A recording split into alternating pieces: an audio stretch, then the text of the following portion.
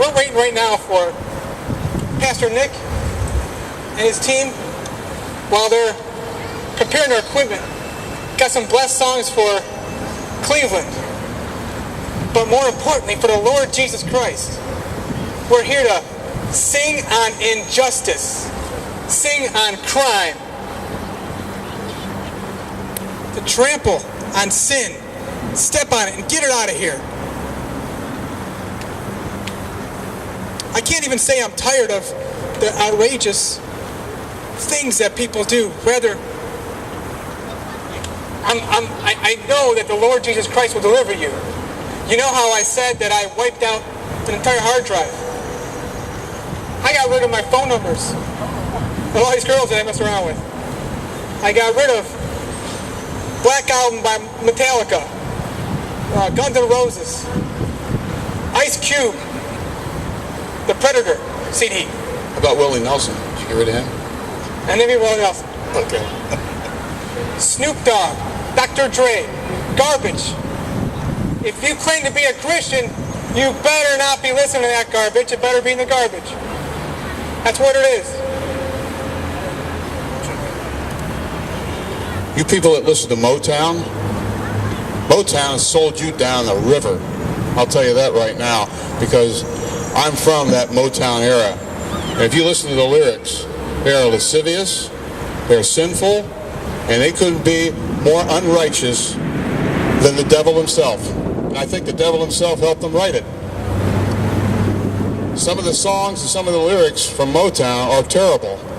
And I'm not talking about the music before 1965. I'm talking about the music from 1965 to 1978. That's what I'm talking about. Lyrics that said, let's go to bed, let's do it. There's nothing like the real thing, baby. Stuff like that. That's about as unrighteous as it gets. I mean, that gets right to the core. The core of unrighteousness. That's what they should have called them. Not Motown. They should have called them the Unrighteous Record Company. That's what they should. I don't see anybody from Motown going to Jesus unless they're on stage somewhere and they want to impress somebody. Of course, I wouldn't want to be them standing before Jesus and have to explain what they just did. So if next time somebody from the former Motown years tells you they accepted Jesus Christ, you just say to them, well, was that before or was that after Motown? Also, Motown Records wasn't too nice with their artists either. They used to try to steal as much money as they possibly could from them. I've seen and heard stories about it. Practically had to sue them in order to get their commission from their records. So that'll tell you the kind of individuals that I'm talking about. Not only were the artists unrighteous, but also the record company itself lied, cheat, and stole from their artist. Doug, check this out. This woman comes over to me. She says, she'd like to have a piece of pizza. She said, how much can we have? I said, how much can you eat? She claims she can only eat 2 pieces. That's some good pizza over there. She knows that's good pizza, right? Right, sister?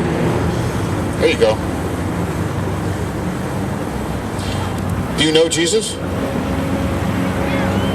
It's easier said than done. Come on over here, talk to me. Why? You afraid somebody will hear you? Or you have a toothache?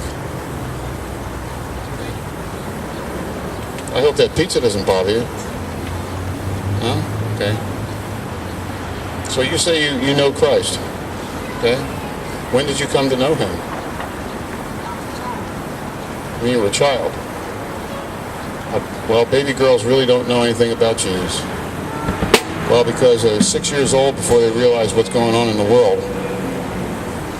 And their God is their mom and their dad. Okay? So if you told me that you were 16 or 17 and you accepted Jesus Christ, or 12 or 13, well, yeah. But that's not accepting Jesus Christ. You get to a point in your life when you accept him. Now, Now, I'm going to tell you about how I accepted Christ. Now, I went to a meeting in Toledo, okay, and I said to I had Toledo, a Ohio. firm thing. It's Toledo, Ohio, yes. And I made a firm commitment. I've seen other people accept Christ, and I said, not for me, never, ever, ever, ever, ever, ever, ever, ever. Huh? I'm originally from Philadelphia. Okay? I'm from Cleveland. Been here in Cleveland almost 40 years. Pardon me? Staying in shelter, okay.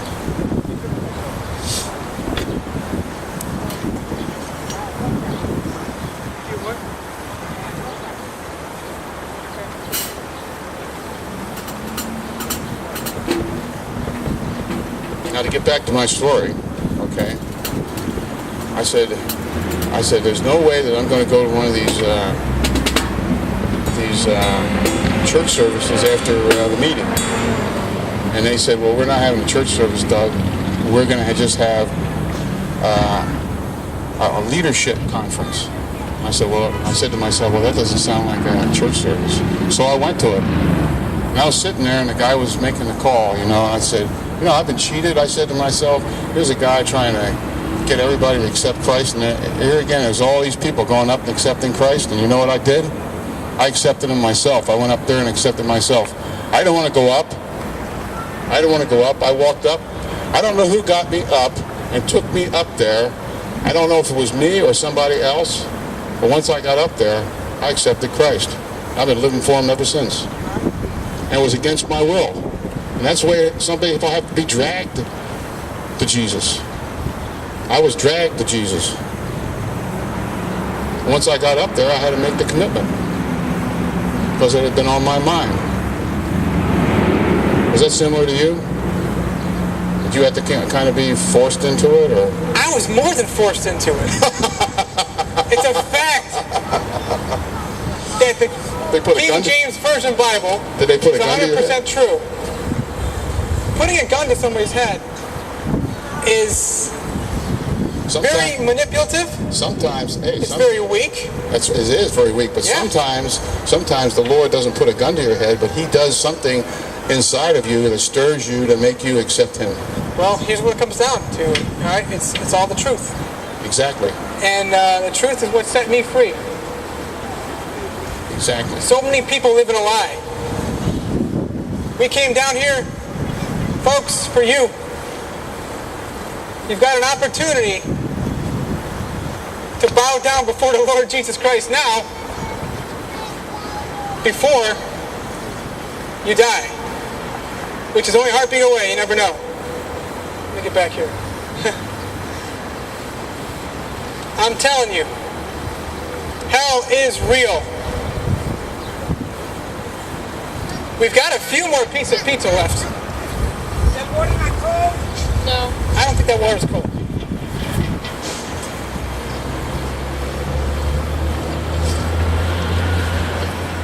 Few pieces left. I get down to camp. Oops. About 6 pieces left. 6 pieces of pizza left. If I don't drop it.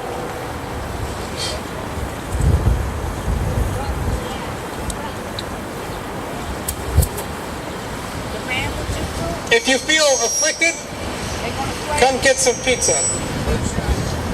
You're under attack. And we got some water here too and bagels. Pastor, did you have another bus there?